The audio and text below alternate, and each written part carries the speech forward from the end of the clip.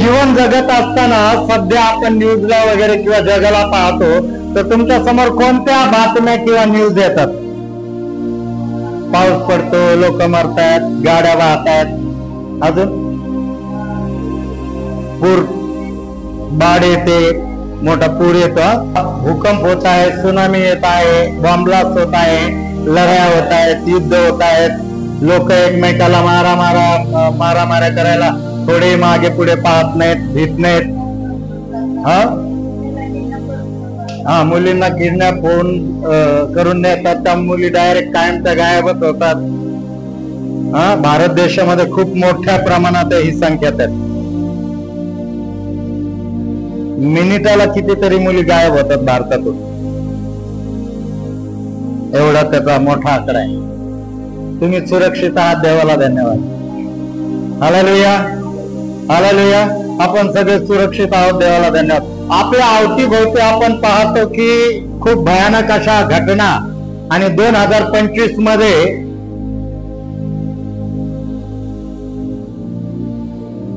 भयानक अशा घटना पाहायला मिळतात, घडत आहेत 2025 मध्ये. त्याच्याहून खूप अजून आता 6-7-8 महिने झाले, आता अजून 5 महिने बाकी आहेत हे 2025 संपायला. खूप वाईट आणि खूप अशा कल्पनेच्या पलीकडले संकट पूर्ण जगावर येणार आहेत. निसर्ग वेगळ्याच पद्धतीने काय होत आहे, भयानक रूप धारण करून मानवाचा नाश करत आहे. तिकडं उत्तराखंड त्या साईडला जर तुम्ही पाहिलं तर डोंगरामध्ये इकडे तिकडे राहणारे लोक पूर्ण डोंगरच कोसळले, गावचे गाव दबले गेले, बाढ आले, त्याच्यामध्ये लोक वाहून गेले. हालेलुया. आणि हे फक्त 2025 चा विषय नाही, तर हे इथून पुढे वाढतच जाणार आहे. संकट येतच राहणार आहेत, वाईटच होत जाणार आहे, चांगलं काहीच राहिलं नाही.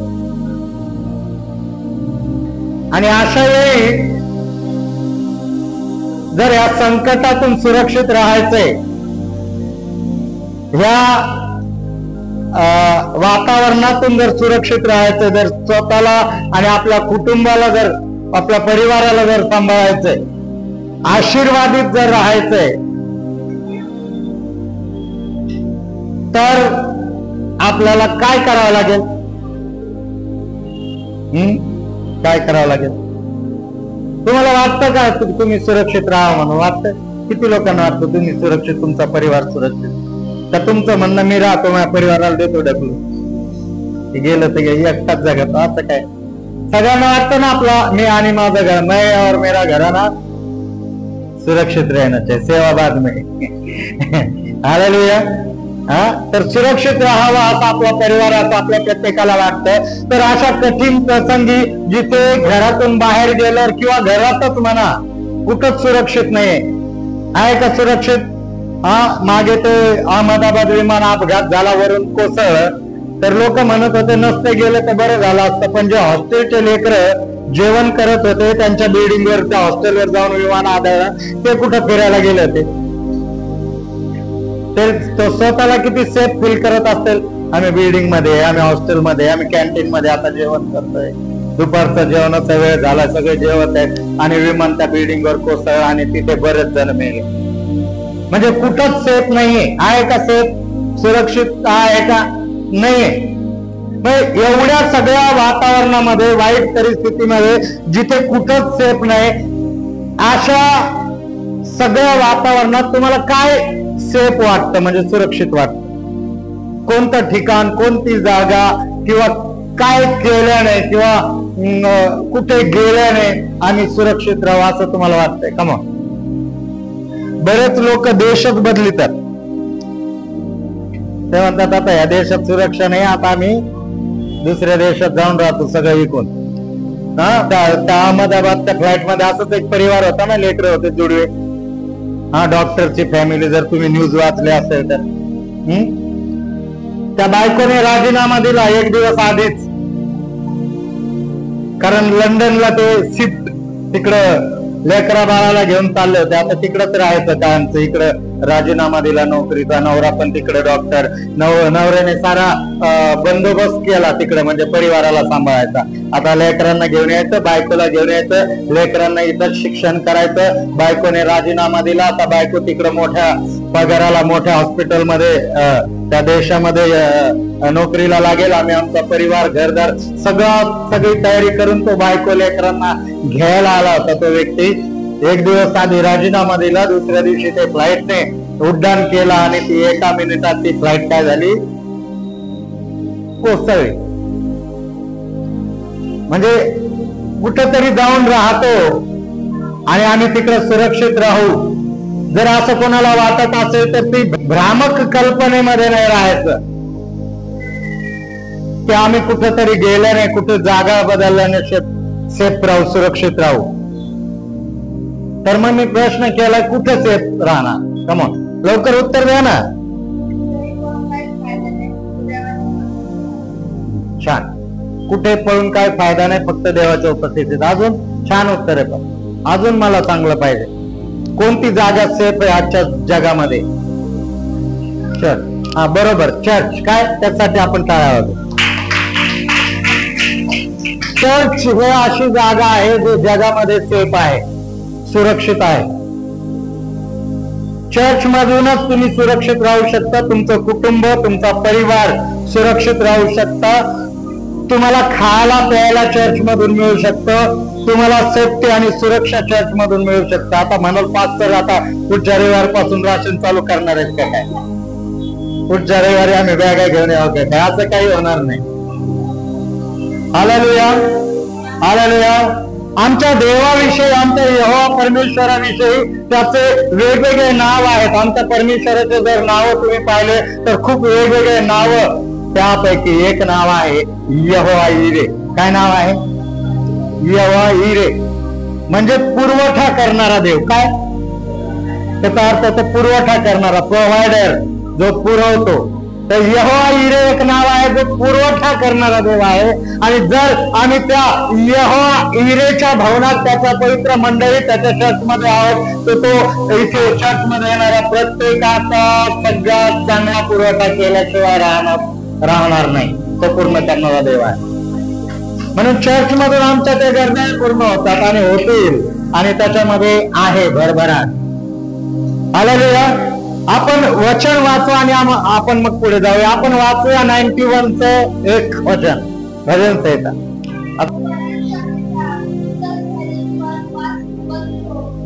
जो परात्पराच्या गुप्त स्थळी बसतो, तो सर्व समर्थाच्या, सामर्थ्याच्या आहे का? हा, सर्व समर्थाच्या सावलीत आहे ना. जो परस्पराच्या गुप्त स्थळी बसतो, परस्पराचं गुप्त स्थळ म्हणजे त्याची मंडळी, त्याचं भवन, परमेश्वराच्या चरणी, त्याच्या जवळ बसण्याची जागा, ते परमेश्वराचं गुप्त स्थळ, परमेश्वराचं भवन गुप्त स्थळ, परमेश्वराचं आराधनालय गुप्त स्थळ. ते ह्यासाठी की आम्ही अनेक वेगवेगळ्या घरातून येऊन, आम्ही एकत्र येऊन आणि आमच्या जीवनात देवाची आराधना करतो. ते भवन, तो सर्व समर्थाच्या सावलीत, छायेत काय करेन? ठिकाणा, हा, ठिकाणा पावेल, तो राहील. सर्व समर्थाच्या, अरे ज्याच्या सर्व अधीन आहे, जे काही दिसतं त्या सर्वावर ज्याचा अधिकार आहे, जो समर्थ आहे त्या गोष्टी हँडल करण्यासाठी, ज्या गोष्टी त्याच्या मुखातल्या शब्दाने त्याच्या पुढे लोटांगण घेतात, तो सर्व समर्थ. वारं जे येतं त्याला कान आहेत का? वारं, हे वारं येतं त्याला कान आहेत? वारं येते, अरे वारं लागत का नाही तुम्हाला? हवा, त्याला कान आहेत का? हा, पाऊस जो येतो त्याला कान आहेत का? हा, चंद्र, सूर्य, तारे याला कान आहेत का? मग तो सर्व समर्थ देव तुमचा आणि माझा आहे. तो सूर्याला म्हणतो थांबतो, तो सूर्य थांबतो. त्या वाऱ्याला येशू म्हणतो शांत हो, तो शांत, म्हणजे त्यांना कान, देवाचे शब्द ऐकायला आहे. समजतं का तुम्हाला? कान आहे त्यांना, फक्त बोलणारा सर्व समर्थ पाहिजे किंवा सर्व समर्थाची ताकद ज्याच्या जवळ आहे तो बोलणारा पाहिजे. मग ऊन वारे पाऊस आकाश पाऊस सगळं काय तो आज्ञा पालन करणार म्हणजे करणार का नाही करणार? केलं का नाही आज्ञा पालन? त्या येशू ख्रिस्ताने त्या वादळाला म्हटलं काय हो? तिथले लोक कुजबुज करायला लागल्यावर म्हणे कोण आहे म्हणजे वादळ पण याचं ऐकतात म्हणजे कानाने ऐकतात आणि मग शांत होऊन बसतात. वादळ म्हणतात चुप, बापाने आज्ञा केली. बाप म्हणजे सर्व समाज. समजतं तुम्हाला? बाप म्हणजे कोण? जो सर्वस्व सार्वभौम युनिव्हर्स सारी सृष्टी त्याच्या मुखातून निघणाऱ्या शब्दाने हँडल करू शकतो तो सर्व समर्थ, ज्या देवाची तुम्ही आणि मी ह्या भावनामध्ये आराधना करतो तो देव, तो सर्व समर्थ. त्याच्या छायेत ठिकाणा पावेल, त्याच्या छायेत त्याच्या घरात वस्ती करेल, त्याच्या पवित्र पंखाखाली त्याच्या सुरक्षिततेच्या घेऱ्यामध्ये तो काय करेल? स्वतःला लपवीन. आणि असं केल्याने तुम्ही आणि तुमचं घरानं काय होईल? सुरक्षित राहील. मग आपल्याला बुद्धी पाहिजे, अक्कल पाहिजे, ज्ञान पाहिजे. जेव्हा आम्ही देवाच्या भवनापासून आराधनेपासून दूर राहतो, सुट्ट्या करतो, का नाही आम्हाला कळत की आम्ही सर्व समर्थाच्या छायेत जाण्यासाठी आम्हाला त्याच्या गुप्त स्थळी बसावं लागेल, राहावं लागेल. ते म्हणजे देवाचं भवन, त्याची मंडळी. आजपर्यंत जगामध्ये कुठेच सुरक्षा नाही. देवाचं भवन सोडून कुठेच सुरक्षित नाही. कारण जग त्या जुन्या काळामध्ये जे पाप देवाच्या नजरेत लागलं होतं तेवढं पाप किंवा त्या लेवांचा पाप देवाच्या नजरेपर्यंत पोहोचलाय. सदोम आणि गमोरा, समोद किंवा अमोरा होतं, नंतर गमोरा झालं. त्या शहराकडे जर पाहिलं तर परमेश्वर म्हणतो की ह्या शहराकडे पाहून, ह्या गावाकडे, ह्या राज्याकडे पाहून ह्याचं पाप, ह्याच्या पापाची दुर्गंधी माझ्यापर्यंत पोहोचली. दुर्गंध, वास परमेश्वराच्या नाकापर्यंत काय झाला? पोहोचलाय. म्हणतो आता मला हे सहन होत नाही, आता मी काय करेल? आता नाश करेन. Hallelujah, hallelujah. त्या लेवलचं पाप परमेश्वराच्या नजरेत आताच्या युगामध्ये तिथपर्यंत पोहोचलं. आणि आमच्या देवाचा, नेहमी सांगतो मी, तसा एक प्लॅनिंग आहे आणि तो प्लॅनिंग देवाचा शेवटच्या टप्प्यावर आहे. त्याला यायचंय, त्याला त्याच्या लोकांना घेऊन जायचंय. त्याला ही नाचलेली पृथ्वी, सारी सृष्टी, जिथे जिथे नाश, जिथे जिथे मानवाने पाऊल ठेवलं, जे विटाळला गेलं, म्हणजे जे पापाने भ्रष्ट झालं ते सगळं नायनाट करायचंय. आणि मग त्या परमेश्वराला नवं आकाश आणि नवी पृथ्वी करायचे. आणि त्याचा तो प्लॅन सिद्धीस नेण्यासाठी आपण ज्या दिवसामध्ये जगत आहोत ती शेवटची स्टेज आहे. त्या प्लॅन प्रमाणे देव करणार आहे आणि करत आहे. म्हणून अशा असुरक्षित जगामध्ये किंवा त्याच्यातून वाचण्यासाठी एकच सुरक्षित जागा जर काय आहे तर ती देवाची मंडळी आहे, देवाचं भवन आहे. तुम्ही म्हणाला आम्ही घरी प्रार्थना करतो, आम्ही घरी रविवारी नाही आलं तरी काय म्हणू, आम्ही प्रार्थना करत बसतो. मी तुम्हाला सांगतो, येशू ख्रिस्त जर त्या दिवशी त्या वेळेत आला तर तुम्ही उचलले जाणार नाही, तुम्हाला नाही नेणार. तुम्ही प्रार्थनेत गुडघे टेकून रडत का असताना? त्याचं कारण हे वचनात लिहिलं, परमेश्वर त्याच्या मंडळीला घ्यायला येत आहे. कोणाला घ्यायला येत आहे? तर तो मंडळीला उचले, तो त्याच्या मंडळांना उचले. समजते तुम्हाला? ज्या मंडळीला तुम्ही जुडले गेले त्या मंडळीला तो उचलणार. तुम्ही एकटं छानपणा नाही करा, मी तिथं तर प्रार्थनाच करत बसलो होतो, आता तू रड, आता पड. Hallelujah, hallelujah. परमेश्वराच्या भवनात सगळे अन्न पदार्थ आहेत, परमेश्वराच्या भवनात सगळी सुरक्षा आहे, परमेश्वराच्या भवनात सगळे आशीर्वाद आहेत. नोहा किती लोकांना आठवतो? नोहा वाचा 18, 19, 20. हा,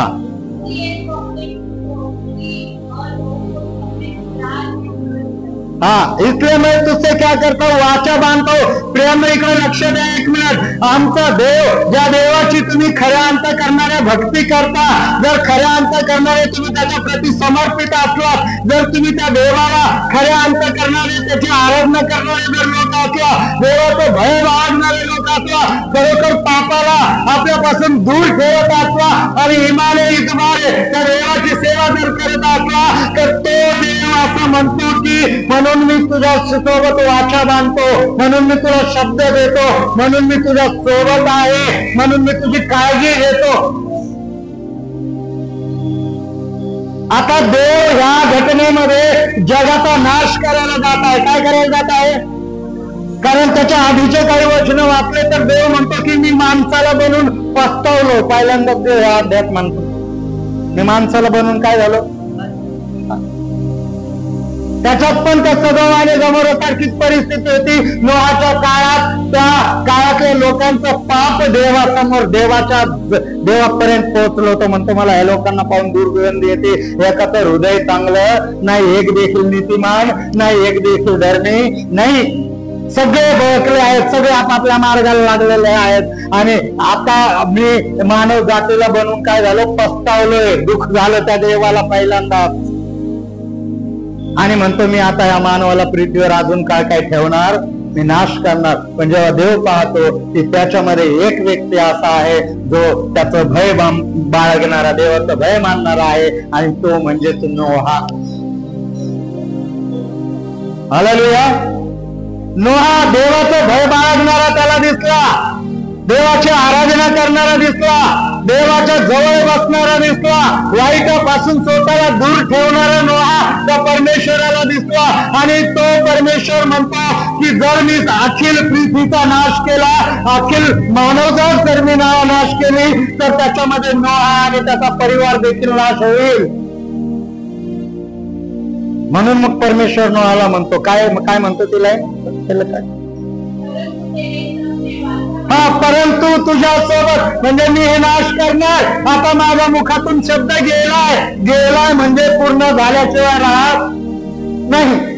आता गेलाय, काय शब्द गेलाय, मी साऱ्या पृथ्वीचा काय करतो, नाश करतो. आता निघालाय शब्द, आता मी माझा शब्द मागे घेऊ शकत नाही. पण मी तुझ्या सोबत वाचा बांधतो, कारण माझ्या मनाला भावणारा तुम्हाला चांगला भक्त मिळाला.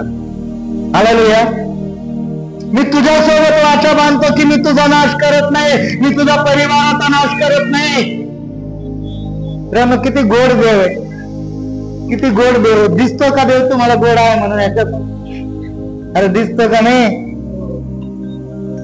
अरे प्रियानो, जिथे साऱ्या जगाचा देव नाश करणार आहे, तिथे त्या अख्ख्या जगामध्ये त्याचं भय बाळगणाऱ्या एका लेकरावर देवाची नजर जाते. किती गोड दिसतो. म्हणतो पण मी तुझ्याशी काय करेन, वाचा बांधेन. हालेलुया. तो त्याच्या लोकांशी वाचा बांधतो, तो त्याच्या लोकांची काळजी घेतो, तो त्याच्या लोकांवर आपली नजर ठेवतो.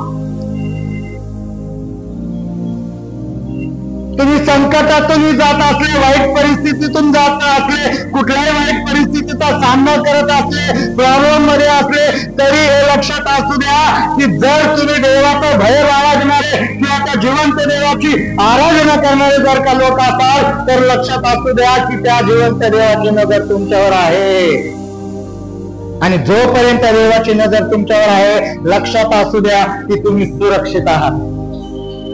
त्याची नजर हाती दुर्घटना, तुम्ही नगरला जाता जाता पाहता का बॅनर, ते जिथं टन दिन येतात, हा लिहिलेला नजर हातीवर दुर्घटना घटी.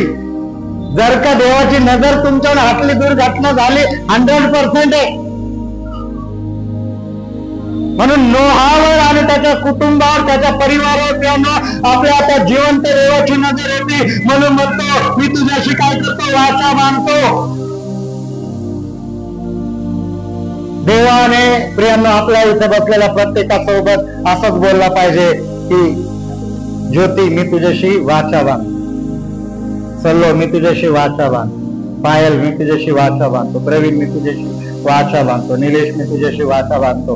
असा आमचा जिवंत देव आपल्या प्रत्येकासाठी किंवा प्रत्येकासोबत बोलला पाहिजे की हे जग भलंही नाशाकडे जात असलं, जर भलंही तुमच्या आजूबाजूला लेफ्ट राईटला वाळवंट येत असलं, वादळ येत असले, भूकंप येत असला, कोरोना सारख्या महामाऱ्या येत असल्या, बॉम्ब ब्लास्ट होत असले, बाढ येत असली, पावसात लोक वाहून जात असले, तरी हे निलेश मी तुझ्याशी वाचा बांधतो की अशा परिस्थितीत तुम्ही तुला सुरक्षित सांभाळेल. अशी वाचा आमच्या देवाला बांधण्यासारख्या त्याच्या लेकरांनी वागावं. समजतंय का तुम्हाला? Hallelujah, hallelujah. नोहाने ते केलं आणि म्हणून देवाने वाचाला. नोहाला पाहिलं देवाने. मग पुढे काय म्हणतो देव?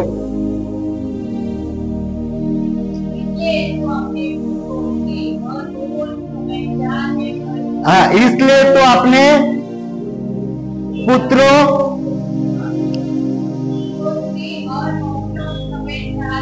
अपने पुत्र स्त्री और बहुओं समेत जहाज में प्रवेश कर. मी तुझ्याशी वाचा बांधली, मी तुला वाचवणार, मी तुला सुरक्षित ठेवणार, मी इथून पुढे तुझी उत्पत्ती साऱ्या पृथ्वीवर वाढवणार. म्हणून आता तू काय कर, तू तुझ्या पत्नी सोबत, तू तुझ्या मुलांसोबत, तू तुझ्या काय बहु म्हणजे मराठीत काय सुनांसोबत मी सांगतो त्या जहाजात काय कर, काय कर. असा देव आहे तो. तुमच्या सोबत तुमच्या परिवाराची काळजी घेणारा देव आहे. Hallelujah, hallelujah, hallelujah. तो तुमच्या सोबत तुमच्या परिवाराची, तुमच्या घरातील प्रत्येक सदस्याची काळजी घेणार आहे.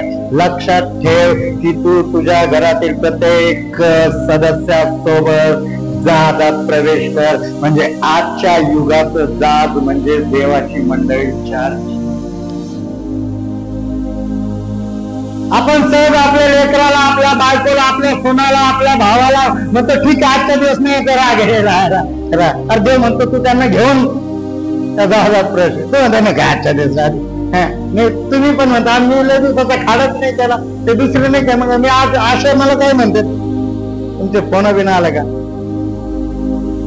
माग प्रवीण काय मागच्या हप्ते का काय आंटीला म्हणत होता तू नाही का खाडा करीत 2-2. मग मी पण आज नाही येत है ना. म्हणजे आपले आशय डायलॉग. आता त्याच दिवशी जर येशू ख्रिस्त आला तर यांचे फोन मग काय करतात?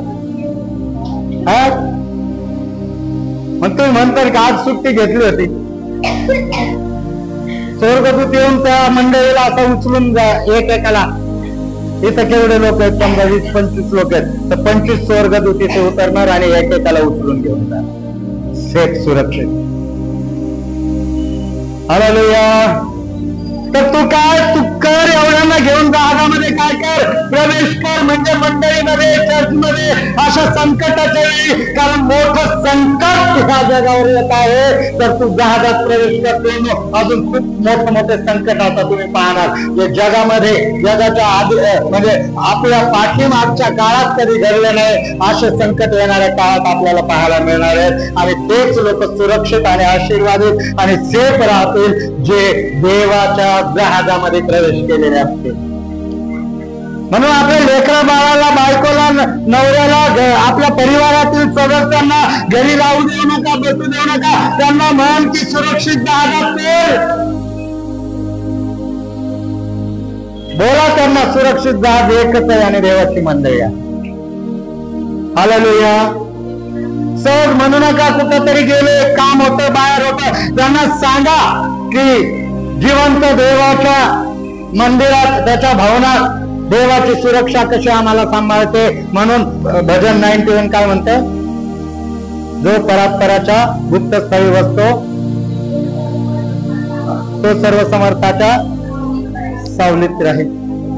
हालेलुया. त्याला सांगा जो परात्पर आहे, जो परमेश्वर आहे, जो पवित्र आहे, ज्याने अखेर सृष्टीला त्याच्या शब्दाने घडवलं, ज्या सृष्टीवर त्याचं सामर्थ्य आहे, जो त्याच्या मुखातून निघणारा शब्दाने सगळ्या सृष्टीला हँडल करतो, वाऱ्याला शांत करतो, मेलेल्या मुर्द्याला म्हणतो चल उठून बाहेर ये. जो समुद्राला दुभागतो, जो ढग बनून सावली त्या वाळवंटामध्ये तयार करतो, जो रात्रीच्या अंधारामध्ये अग्नीचा खांब बनून त्यांच्या सोबत उजेड प्रकाश देऊन चालतो, त्या परमेश्वराच्या गुप्त स्थळी बसायला चला म्हणा. घरी काय करते? हालेलुया. प्रियानो, देवाचं भवन सोडून कुठेही सुरक्षा नाही. एक रविवार देवाची आराधना केलेली, एक रविवारची आराधना जे तुम्ही देवाच्या भवनात येऊन करता ते पूर्ण हप्ताभर तुम्हाला तुमच्या कुटुंबाला सुरक्षा प्रदान करतं. तुम्ही जाताना खाली अपघात नाही तर आणि सुरक्षाचं सर्वदूत घेऊन तुम्ही तुमच्या घरी जाता. तुमचं येणं व्यर्थ नाहीये, तुमचं बसणं व्यर्थ नाहीये. तुम्हाला भलं मोठा चमत्कार नाही दिसू द्या, परंतु दिलेला वेळ, कारण देवाचं वचन म्हणतं की प्रभू मध्ये तुमचे श्रम व्यर्थ नाहीये. म्हणजे बेनिफिट देणारे आहेत, मोबदला देणारे आहेत. म्हणजे तुम्ही तुमचा वेळ देऊन आला, गाडी भाडं देऊन आला, प्रभूच्या भवनात बसला, हे तुमचे श्रम आहेत आणि त्याचं प्रतिफळ देव तुमच्या हप्त्याभराच्या सेफ्टीच्या बदल्यात देतो, दिल्याशिवाय राहत नाही. विचार करा, तो एक हप्त्यात जर आम्ही आराधना समजा आज आराधना केली तर पुढच्या शनिवार रविवार पर्यंत त्या देवाच्या स्वर्गदूत तुमच्या सोबत राहतील, सुरक्षा राहील, आशीर्वाद राहील. मग पुढचा रविवार जर तुम्ही नाही आले तर तुम्हाला गेले का तुमचे बॉडीगार्ड निघून? मग त्याचा पुढचा हप्ता बिना स्वर्गदूताचा, बिना आशीर्वादाचा, बिना कुठल्याही देवाकडून मिळणाऱ्या गोष्टीचा, मग तो हप्ता तसा काढायचा. मग तो हप्ता कसा निघतो? मग रड्यात, मग कढ्यात, मग कढ्यात, मग ह्याच्यावर भरोसा, मग त्याच्यावर भरोसा, आणि मग असं झालं आणि मग तसं झालं. अरे देवाचा आशीर्वाद हे हप्त्यातले घेतलेच नाही. आता तू मोकळा, आता कशाची सुरक्षा नाही. शैतानाला वाटून तेव्हा तो तुझ्यावर हमला करणं. म्हणून हे आपल्या परिवारासोबत देवाच्या भवनात, हे आपल्या सगळ्या चेहऱ्यांना घेऊन, हे आपल्या नातेवाईकांना घेऊन, ज्या व्यक्तीवर आपलं प्रेम आहे, आपल्या परिवारातले लोक आहेत, त्या व्यक्तींना आण या जहाजामध्ये. म्हणजे देव तुला त्याच्या पवित्र सुरक्षेमध्ये, त्याच्या पवित्र कवचाने झाकून ठेवेल आणि तू अशा महासंकटामध्ये पण तुझी जहाज संकटात मध्ये नाही राहणार, तर त्या संकटावर तरंगत राहील त्या नोहाच्या तारूसारखी. नळाचा तारू जसं जसं पाणी वाढत गेलं तसं तसं काय झाला? तरंगत गेला. तो त्या संकटात नाही राहिला. तो तारू त्या संकटाने त्याच्यावर प्रभाव नाही केला किंवा त्याचा जहाज दबला गेला नाही, तर त्या संकटावर नोहाचा तारू होता. तसं आजच्या युगात देवाची मंडळी आहे. अनेक संकट आमच्या बाजूला असतील, पण वर तरंगणारी देवाची मंडळी देवाची राहणार. ते वरवरच राहणार, वरवरच तरंगणार. तरंगणार का नाही तरंगणार? Hallelujah, hallelujah. जो परस्पराच्या गुप्त स्थळी बसतो तो सर्व समर्थाच्या सावलीत राहील. हालेलुया. कळतंय का? अजून आपण एक वचन वाचूया. यशाया त्याचं 32 अध्याय 2 वचन. वाऱ्यापासून आसरा व वादळापासून निवारा असा मनुष्य होईल. वृक्षभूमीत पाण्याचे नाले, तो तप्तभूमीत विशाल खडकाची छाया असा तो होईल. Hallelujah, hallelujah. वाऱ्यापासून आसरा व वादळापासून निवारा आजच्या पिढीची गरज आहे का नाही आहे? वाऱ्यापासून आसरा पाहिजे का नाही पाहिजे? का त्या वाऱ्यात उडायचंय? वाऱ्यापासून आसरा आणि वादळापासून निवारा आज प्रत्येक मानवाची गरज झाली. कारण मी तेच तुम्हाला सांगतो की कुठेही माणूस आजच्या काळात, आजचा काळ जाऊ द्या, आजच्या डेटला कुठेही माणूस सुरक्षित आहे का? तुम्ही कुणीवर उठून उभा राहून हात करून मला जर सांगितलं की पास्टर या अमुक ठिकाणी माणूस सुरक्षित आहे, तर मी तुम्हाला आता 100 रुपये देतो, लगेच 1000 देईन ना. चला सुरक्षित जागा सांगा जिथं तुम्ही वाचू शकता, देवाचं भवन सोडून. चला 1000 रुपये. तुम्ही एवढे महान आहेत. आता तुमच्याकडे चेहऱ्याकडे पाहून मी सांगतो भविष्यवाणी. मी देवाचं भवन सोडून मी चॅलेंज केलंय. तर त्या भावनापासूनही तुमचं डोकं दूर गेलं, कुठं सुरक्षा आहे? हे जर मी सांगितलं तर मला 1000 रुपये भेटतील, इथपर्यंत डोकं चाललंय तुम्ही. पण असं पटकन कोणी म्हणे ना का पास्टर कुठेच नाही देवाच्या भावनाशिवाय, कोणच म्हणे ना. डोकं सुरू झालं तर ते 1000 रुपये येतील. तुमच्यासाठी झेंडूच्या फुलाचा गुच्छ,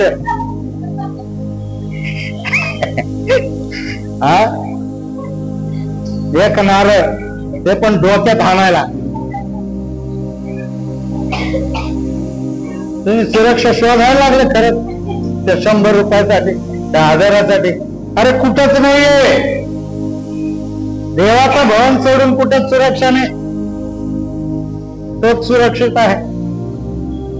स्तोत्र आपण वाचलं, तिथे दावीद काय म्हणत होता? जे वचन मी बोललो तो म्हणतो, मी त्याला पुकारीन, मी त्या देवाचं स्तोत्र गाईन, मी त्याची प्रशंसा करीन, आणि मग जर मी ते करीन तर काय होईल? मी शत्रूपासून काय होईल? वाचवला जाईल. कोणापासून वाचवला जाईल? तो कुठे लपण्याची गोष्ट करत नाही, डोंगरात जंगलात लपण्याची गोष्ट करत नाही, तर तो जिवंत देवाला पुकारण्याची गोष्ट करतो. म्हणतो मी त्याला आरोही करेन, म्हणजे तो माझा देव मला वाचवेल. प्रियानं, देव त्याच्या भवनातून आपल्याला कळतो. कुठून कळतो? कुठून कळतो देव? त्याच्या भवनातून. तिथे वचन आपल्याला ऐकायला मिळतं, त्या देवाची आराधना करायला मिळते, देवाचं वचन आपल्याशी बोलतं, आणि देव त्याच्या भवनातून, त्याच्या मंदिरातून आपल्याला कळतो, समजतो. Hallelujah, hallelujah. मग वाऱ्यापासून आसरा व वादळापासून निवारा असा मनुष्य होईल. वृक्षभूमीत पाण्याचे नाले, तप्त भूमीत विशाल खडकाची छाया असा तो होईल. तप्त भूमी म्हणजे वाळवंट, गरमी. त्या भूमीमधून काय? विशाल भूमीत विशाल खडकाची छाया असा होईल. देवबाप त्याला त्या भूमीमध्ये, त्या गरमीमध्ये, त्या वाळवंटामध्ये एक खडकाच्या छायेत, सावलीमध्ये घेईन. मरुभूमी, वृक्षभूमी म्हणजे जिथं दुष्काळ, जिथं पाणीच नाही, सुकलंय, ते पण वाळवंट, त्या ठिकाणी पाण्याच्या नद्या वाहवीत देव म्हणतो. हालेलुया. म्हणजे आमचा असा सर्वसमर्थ देव आहे, तो जिथे नाही तिथे उत्पन्न करणारा देव आहे, आणि जिथे आहे ते नाश करून टाकणारा देव आहे. तो अशी ताकद ठेवणारा देव. म्हणून स्तोत्रकर्ता म्हणतो की सर्व समर्थाच्या छायेत, तो सर्व समर्थ आहे. मगाशी मी बोलल्याप्रमाणे आहे ना, कापूर हातात देणार, दूर निघणार. अभी आपका मुट्ठी बंद करो, आपके हाथ में नींबू आएगा. आमचा देव असा पानसट, असा आमचा देव पानसटपणा करत. तर समुद्राला काय म्हणतो? त्या मोशाला म्हणतो त्याच्यावर काठी मार, आणि समुद्र काय होईल? ते पण आमच्या देवाने नाही केलं. त्याने त्याच्या लेकराला सांगितलं, मोशे म्हणे वय पुढे काठी मार, काय? म्हणून त्याला सर्व समर्थ म्हणायचं. असं चिन्ह गोम्याने चमक आहेत, आलतू फालतू गोष्टी. Hallelujah, hallelujah. लाजराला म्हणतो चल बाहेर,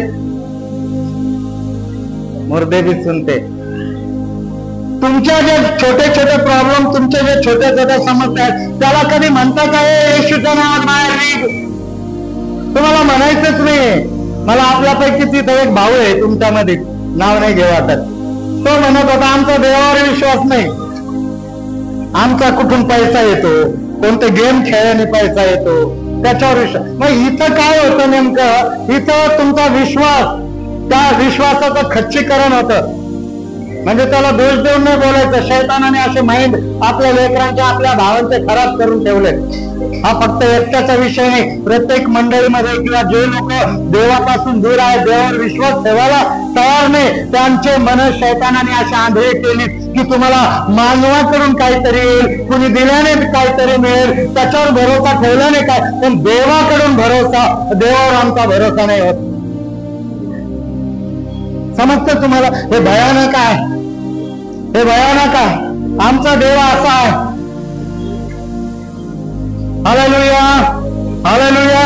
त्या युनिव्हर्सचा तुम्ही अभ्यास करत बसला तर लाखो करोडो आता हे युनिव्हर्सचा शोध लावणारे जे सायंटिस्ट लोक आहेत ना, ते जेव्हा अभ्यास करतात ना, तेव्हा त्याचे लेख वगैरे येतात ना, त्याच्यामध्ये लिहितात की युनिव्हर्स एवढं मोठं आहे की माणूस कधीच त्या युनिव्हर्सच्या शेवटच्या कोपऱ्यापर्यंत पोहोचू शकत नाही, कारण जेवढं जेवढं ते शोध लावत पुढे पुढे जात आहे तेवढं तेवढं युनिव्हर्स काय होतं, वाढत जात. मृगजळ माहितीये तुम्हाला? मृगजळ किती लोकांनी पाहिलं? मृगजळ गावी धरणाकडे गेलात का उन्हाळ्यात कधी? मग त्या तिकडे धरण आहे आणि इथं उभा राहून त्या धरणाकडे पाहायचं. तुम्हाला अशा लहरी दिसतील, उन्हाच्या लहरी दिसतील, जसं काय काहीतरी तरंगत या पडद्यासारखं असं दिसेल आणि काही अंतरावर दिसेल. जसं तुम्ही तिथपर्यंत पोहोचाल ना, इथपर्यंत समजा इथपर्यंत ते दिसलं तर हे इथं होतं ना, ते तिकडे जाईल सेक्टर 17 मध्ये. तो पडला तिकडे जाईल, त्याला म्हणतात मृगजळ, जे कधीच हाती येऊ शकत नाही.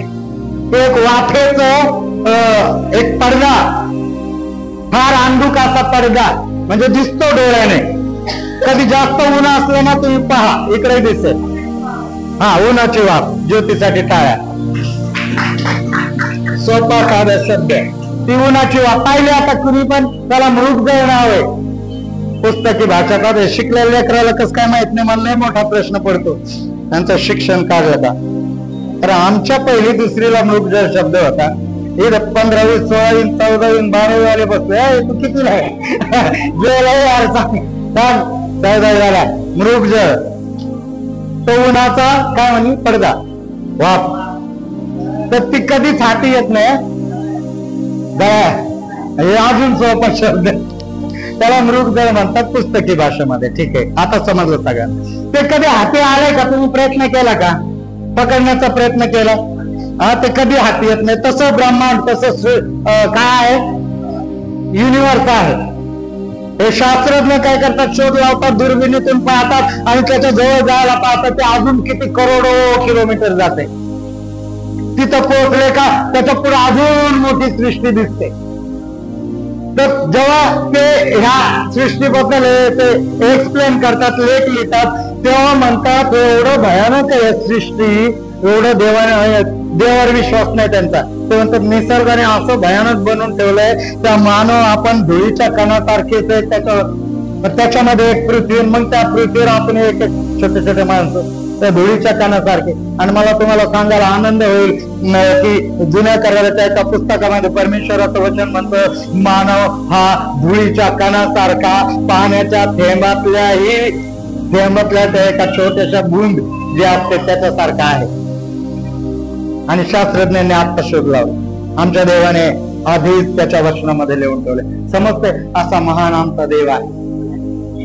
जबरदस्त सृष्टीला त्याने बनवलंय आणि जबरदस्त त्याच्या सर्व समर्थ जो तो देव आहे त्याच्या ताकदीने सगळ्याला हँडल करून ठेवलंय.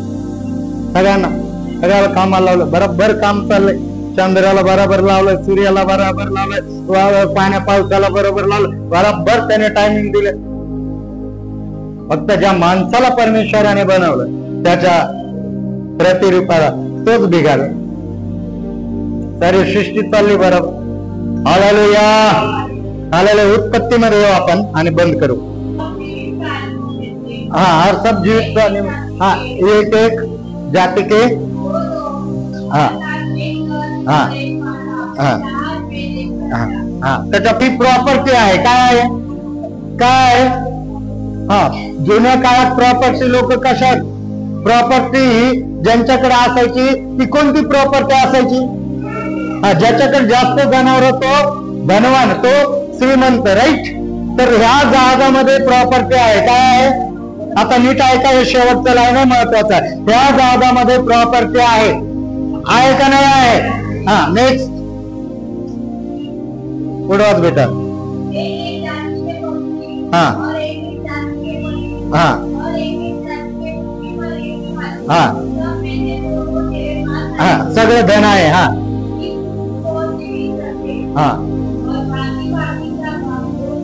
हाँ, भांति भांति का काय भोज पदार्थ जो खाया जाता है, हाँ, उनको तो लेकर अपने पास इकट्ठा कर, वो तेरे और उनके भोजन के लिए होगा। हालेलुया। आता इकडे लक्ष द्या, कम ऑन। सारं धन, सारी प्रॉपर्टी कुठे आहे? अरे वाचलं ना, कुठे कुठे घ्यायचं ते सगळं? जहाजामध्ये। आणि प्रत्येक प्रकारचं भोज, खाद्य देखील कुठं आहे? मग अशी मी काय म्हटलं, खायला कुठून मिळेल? मंडळी तुमच्या तर प्रत्येक प्रकारचं भोज, प्रत्येक प्रकारचा पदार्थ जो तुला खायला पाहिजे तो घे।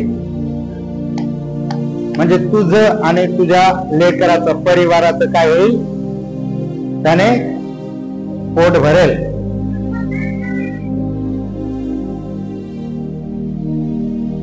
सुरक्षिततेसाठी जहाजात जायचे, त्या सुरक्षेसोबत प्रॉपर्टी, धन आहे आणि त्याच्या सोबत लागणाऱ्या गरजा, अन्न, भोज पण आहे। ते म्हणजेच देवाची मंडळी, देवाचं चर्च। मग आपण जे बाहेर भटकतो ते विनाकारणच नाही का? चिम्या चाललाय, कुठं चालला माहित नाही, कुठं चालला माहित नाही, मग निघालाच कुठं, चाललोय इकडे, कशाला माहित नाही। अरे तुला लागणारी प्रॉपर्टी देवाच्या मंडळीमध्ये, त्याच्या भवनात आहे। अरे लागणारं अन्न, पाणी, धान्य तुला देवाच्या मंडळीत आहे। अरे सारी सुरक्षा, आता ते जहाज पाण्यावर तरंगणार आहे, सर्व उंच ते उडणार आहे, जाणार आहे, ते देवाचं भवन आहे। म्हणून जो परात्पराचा गुप्त स्थळी वसतो तो सर्व समर्थाच्या सावलीत राहील। प्रियानो, सर्व समर्थाच्या सावलीत राहणं म्हणजे देवाच्या भवनात राहणं, देवाच्या सुरक्षित राहणं आणि त्याच्या गुप्त स्थळी वसणं म्हणजे त्याच्या भवनात राहणं असं आहे। कुठेही सुरक्षा शोधू नका, कुठून धन मिळेल त्याच्यावर भरोसा ठेवू नका।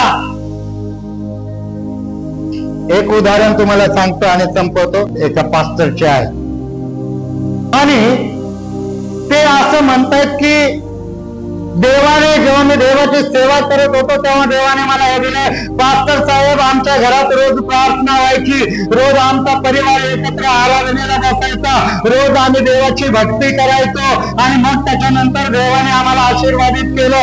हळूहळू आमच्याकडे पैसा येत गेला आणि याच्यापासून म्हणजे देवाची भक्ती व्हायची, रोज घरात प्रार्थना, ते बंद झालं, दुर्लक्ष झालं आणि याच्यामध्ये कमी पडत आणि त्या पैशाला, त्या धनाला घेऊन आणि दूध डेअऱ्या चालू केल्या, गरीबाला म्हशी नगर जिल्ह्यात त्यांनी गावोगावी दिल्या धंदा पाण्यासाठी, शिलाई मशनी दिल्या, संस्थे म्हणजे काय म्हणतात, देवाचं काम सोडून समाजसेवेला लागला।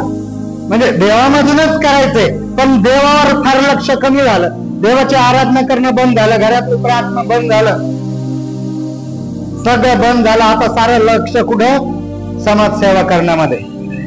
हा पैसा इकडे टाकायचा, मग त्याचा उपयोग करून गरीबाला द्या किंवा मदत करा किंवा मग आपलं टाईट फिट मध्ये राहा। आजच्या डेटला प्रियांनो ब्लॉक करून ठेवलंय खातं, म्हणजे पण आता 1 रुपया काढू शकत नाही, एवढ्या शेतीत काहीच पिकत नाही आणि ते तर झालं तर झालं। आता कदाचित 2 किंवा 3 महिने झाले असतील, त्यांचा मुलगा मर्डर केस मध्ये अरेस्ट केला गेला। कोणत्या केस मध्ये? म्हणजे त्या पोरांनी केलाय पण असेल मर्डर कोणाचा, नाहीतर मित्रांसोबत असेल, पण अडकला जेलमध्ये आता त्यांचा मुलगा। ते पास्टर आता आमच्या प्रत्येकाजवळ रडतात नसतं, ते रडण्याची क्लिप आहे त्यांचं व्हाईसमॅन।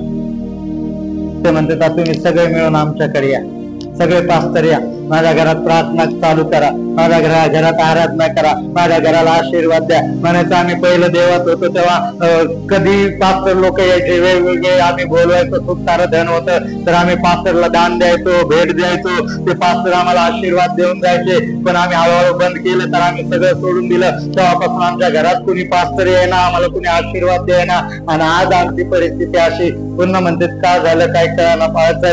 तुम्ही आपला जो ग्रुप आहे 40-50 पास्टरचा, सगळ्यांनी या आणि माझ्या घरी आशीर्वाद देऊन. म्हणजे रडल्यावर तुमचं डोकं उघडतं का? म्हणजे काही म्हणजे रडल्यावर नाही, रडायची वेळ आल्यावर, भीक मागायला लागल्यावर, एवढा धन असून तुम्ही त्याचा उपयोग वचनात लिहिले. त्याचा कोणता अनुवाद याचा 26 अध्यायामध्ये 26 किंवा 28 आशीर्वाद आणि शाप आहेत बघा. हा ना, जर तू देवाचं भय बाळगून देवाच्या वचनाप्रमाणे चालशील तर तू तुझं धान्य खाशील. आणि जर तू देवाचं भय बाळगून नाही राहणार, देवाचं जवळ जर नाही राहणार तर तू पेरशील पण तुझे शत्रू खातील, असं वचनात म्हटलंय. जर तू देवाचं भय बाळगशील तर तुझी ताट व वाटे आशीर्वादित होईल, तुझं घरात येणं आशीर्वादित होईल, बाहेर जाणं आशीर्वादित होईल. आणि जर तू देवाच्या आज्ञेचं उल्लंघन करशील तर तुझी ताट व वाटे काय होईल? शापित होईल. तुझं येणं शापित होईल, तुझं जाणं शापित होईल. आजच्या देवाच्या सेवकाची अशी परिस्थिती प्रेम. वयस्कर आहेत म्हणजे आपल्या आई वडिलांच्या वयाचे मागे. आज तो पास्टर रडत आहे, विनवण्या करत आहे, माझ्या घरी या. देवाने अजून ती वेळ आपल्यावर दिली नाही. अजून आपण आपलं घर प्रार्थनेचं घर असू द्या, आपलं घर देवाचं भय बाळगणारं घर असू द्या, करोडपती का असताना पण तुमची प्रार्थना बंद होऊ देऊ नका. तो पैसा तुम्हाला वाचू शकत नाही. म्हणून देवाच्या गुप्तस्थळी वसा, स्वतः वसा आणि पूर्ण परिवाराला घेऊन वस्ती करा त्याच्या गुप्तस्थळी. म्हणजे तो सर्व समर्थ त्याच्या छायेने तुमच्यावर पांघरून घालील, तुम्हाला आणि तुमच्या परिवाराला आशीर्वादित करेल. असाच देव आहे. हालेलुया. आपण उभे राहा. आपण काही वेळ आपण आज आराधनेमध्ये जाऊ. कमॉन, छान आराधनेत जाईल.